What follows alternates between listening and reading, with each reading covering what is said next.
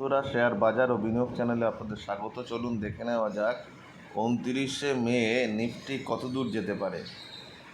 দেখুন, আমরা 28 তারিখের রিভিউতে বলেছিলাম যে বাজার একটা ছোট রেঞ্জের মধ্যে ফেসে আছে। যতক্ষণ না বাজার 25,100-র উপরে বন্ধ হচ্ছে ততক্ষণ বড় কোনো মুভমেন্ট উপরের দিকে আমরা পাবো না।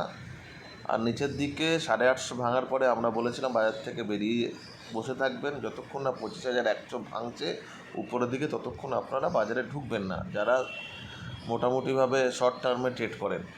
আর বলেছিলাম যে নিচে একটা লেভেল আছে, যেটা হচ্ছে 750 লেভেলের নিচে আর একটা লেভেল বলেছিলাম 500 লেভেল। দেখুন, বাজার যতক্ষণ না 25,000 24,000-এর মধ্যে আছে ততক্ষণ কিন্তু বড় কিছু হবে না।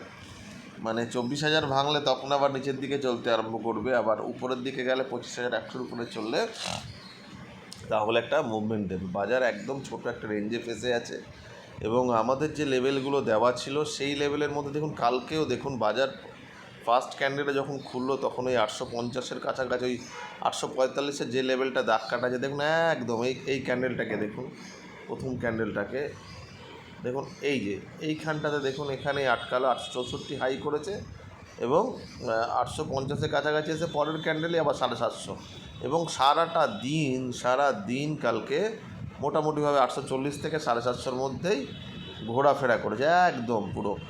মানে যেখানে আমাদের দাগ আছে, যে উপরের দাগ, এখানে নিচে এলো, আবার উপরে যাওয়ার চেষ্টা করলো 820-23-এর কাছাকাছি গিয়ে আবার নিচে এসে 750-র কাছে বন্ধ হয়েছে। একবারে ছোট্ট একটা রেঞ্জ বানিয়েছে। আজকে কী হবে? আজকে বাজারে দুটো দিক আপনাদের দেখতে হবে, ঠিক আছে?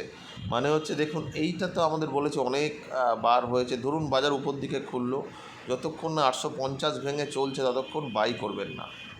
ধরুন 850 ভেঙে চলতে আরম্ভ করলে তাহলে প্রথম টার্গেট 900, তার উপরে টার্গেট হচ্ছে আবার সেই জায়গা 950 থেকে 980, এবং যদি এটা 25,000-এর উপর চলতে আরম্ভ করে তাহলে এটা উপরের দিকে যাবে 25,060, এটা আপনারা জানেন। কিন্তু এত দূর যাবে বলে বাজার মনে হচ্ছে না। আবার যদি এমনও হতে পারে, ধরুন উপরে গিয়ে 845 টাকা খুলে গেল, খুলে গিয়ে এখানে রেড ক্যান্ডেল বানালে তার নিচে সেল হবে। যেমন আমরা এই পোর্শনটা দেখুন, এইখানে একটা রেড ক্যান্ডেল বানিয়েছিল, তারপর দেখুন নিচে নেমে এসছে। আবার এইখানেতে এই নিচেতে একটা গ্রিন ক্যান্ডেল বানালো, তাহলে উপরে চলে গেল। মানে আমাদের যে দাগগুলো আছে সেখানে যেরকম ক্যান্ডেল বানাবে সেই রকমই মুভমেন্ট দেবে। মানে যদি এখানে রেড ক্যান্ডেল বানায় তাহলে তার নিচে সেল করলে আবার এটা 750-এ কিন্তু চলে আসতে পারে। কিংবা ধরুন 845-এ ব্রেক করে 900 অবধি গেল, এখানে একটা দাগ কাটা আছে, 900-তেও যদি কোনো রেড ক্যান্ডেল বানায় তাহলে তার নিচে সেল করলে কিন্তু এটা অনায়াসে 850 আসবে। আর 850 840 ভেঙে যদি চলে তাহলে কিন্তু বাজার আবার 750-এর কাছে চলে আসতে পারে।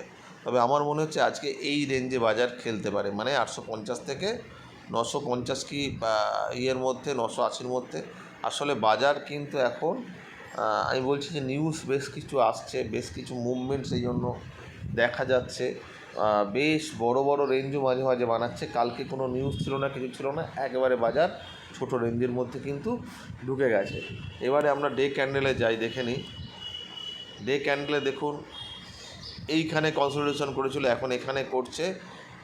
এইবারে যদি বাজার দেখুন, এখানে পরিষ্কার একটা জিনিস দেখে নিন, আজকের যে ক্যান্ডেলটা বানিয়েছে সেটা কালকের ক্যান্ডেলের কিন্তু একটা ইনসাইড ক্যান্ডেল। মানে 25,062, 25,070-এর উপরে যেদিন চলবে সেদিন কিন্তু প্রায় 200 থেকে 300 পয়েন্টের মুভমেন্ট তারপরে আমরা দেখতে পারি, অন্তত এই নিয়ম অনুযায়ী বলছে। মানে যদি এটার উপর দিকে ভাঙে, মানে যেতে যেতে যদি উপর দিকে যদি ভেঙে যায় ইনসাইড ক্যান্ডেলের মধ্যে থেকে, ধরুন, আর তারপরে এটা মাদার ক্যান্ডেল আরও কয়েকটা ধরুন ছোটো ছোটো ক্যান্ডেল বানালো, তারপর যদি উপরটা ভাঙে নিচটা না ভেঙে, তাহলে কিন্তু একটা বড় মুভমেন্ট আমরা দেখতে পাই। যদি এখানে আরও 2-3টে ক্যান্ডেল বানিয়ে দেয় তাহলে কিন্তু আমরা নিশ্চিত হয়ে যাবো যে উপরের দিকে একটা মুভমেন্ট দেখব। তবে আরেকটা ব্যাপার দেখাই, এই যে ক্যান্ডেলটা আছে দেখুন, এটার পিছনে দেখুন 3-4টে ক্যান্ডেল ছিল, 5টা ক্যান্ডেল ছিল, ভেঙেছিল 25,000 ভেঙে।